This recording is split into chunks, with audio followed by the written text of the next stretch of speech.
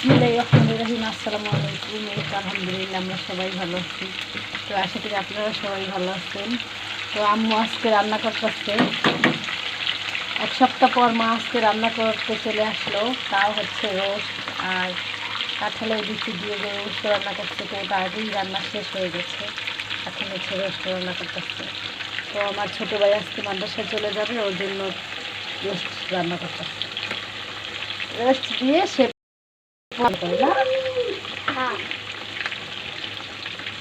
তো এখানে হচ্ছে বাটা মশলা, শুকনো মরিচ দিয়ে লেবু দিয়ে হচ্ছে ভেজে নিতে। এই তো রোস্টগুলো সব ভাজা হয়ে গেছে, মাশাআল্লাহ খুব সুন্দর একটা কালার আসছে। হচ্ছে পাতিলে পেঁয়াজ বাটা দিয়ে গেছে, ভাজা তেলের মধ্যে হচ্ছে পেঁয়াজ বাটা দিচ্ছে, আদা বাটা,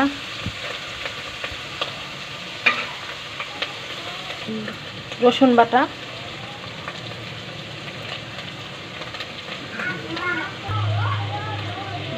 জিরা বাটা। তো আমার মা যেভাবে রোস্ট রান্না করে আমি সেভাবেই দেখাচ্ছি। আমার মা হচ্ছে সেভাবেই রান্না করে।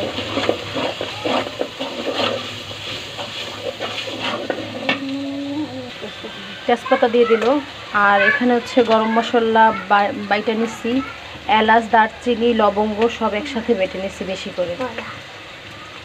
রসুন বেটে নিচ্ছি, তো ওটার মধ্যে ওই পাতার মধ্যে হচ্ছে গরম মশলা বাটছি, তারপর একটু বাকি রসুন ছিল ওটা বেটে নিচ্ছি। একবারে বেশি করে বাটলে রান্না তাড়াতাড়ি হয়। লবণ দিয়ে দিল, শুকনো মরিচ দেবো না একটু। তো আজকে রোস্টের মধ্যে হচ্ছে 2 পদের বাদাম দেবো। এটা হচ্ছে দেশি চীনা বাদাম, আর এটা হচ্ছে এটা কি কাজু বাদাম। শুকনো মরিচ একটু দিচ্ছে, তো ওটা আমি নিতে পারি না ভিডিও। আর এখানে হচ্ছে বাদাম বাটা দিয়ে দিলাম।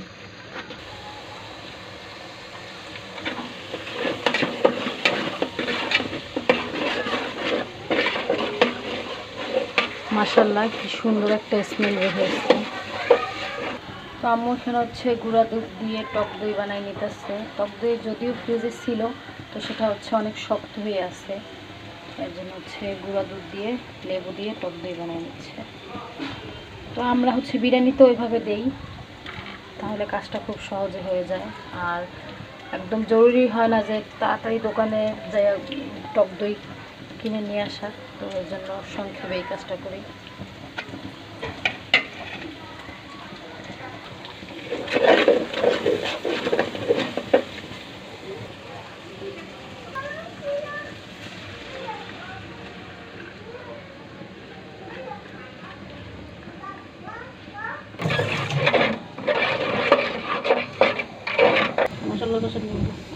তো মশলা কষানো হয়ে গেছে, এখন হচ্ছে রোস্ট দিয়ে দেবে।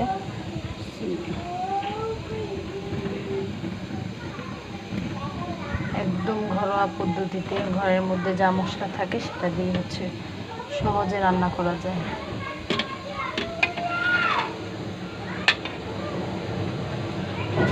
তো রোস্টের মুরগিটা হচ্ছে একটু বড় ছিল, যার কারণে আম্মু কিছু মুরগির টুকরা হচ্ছে একটু ছোট করে দিচ্ছে। আর বাচ্চারা তো পুরোটা খেতে পারে না, যার কারণে ছোট করে দেওয়া আর কি।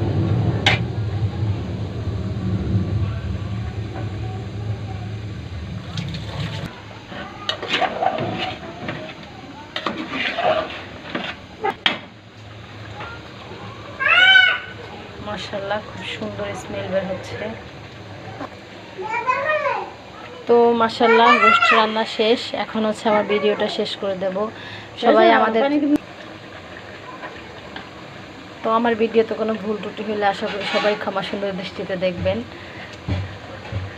আসসালামু আলাইকুম।